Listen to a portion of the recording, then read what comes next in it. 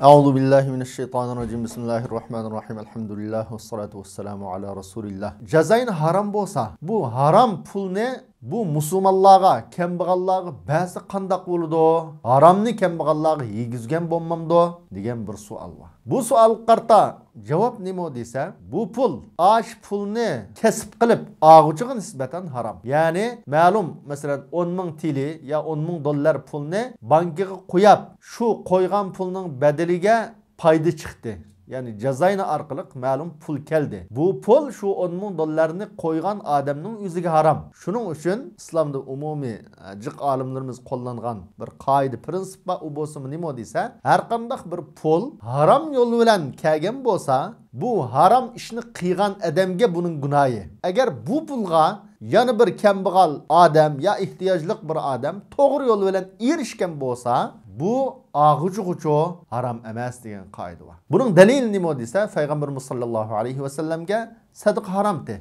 Lekin Payg'ambarimiz boshqalarga qilingan sadaqa Rasulullohga hadiya qilingan vaqtda buni qabul qilgan va yegan. Yana bir tipik misol Burayra radhiyallohu anhaga go'sht sadaqa qilingan vaqtda Payg'ambarimiz sollallohu alayhi va sallam u go'shtni yegan. Bu go'sht ash Burayraga nisbatan sadaqa, bizga nisbatan hadiya degan. Shuning uchun masalan bir kambag'al odam zakat yeydi. Ya'ni boshqalar bu odamga zakat berdi. Turmushi qiyinchilikda bu kambag'al odam o'zining uyiga boylarni mehmondoshlik chiqadi. Bular qat'iy ikkilanmay u kambag'alning uyiga kirib tomoq yeyish kerak. U zakat pul kambag'alga nisbatan zakat bo'lgan bo'lsa, bu kambag'alning qo'li orqali boshqa boylar buningdan yesa, uyiga mehmondoshlik chaqirgan bo'lsa, bas shu halolni yegan bo'ladi.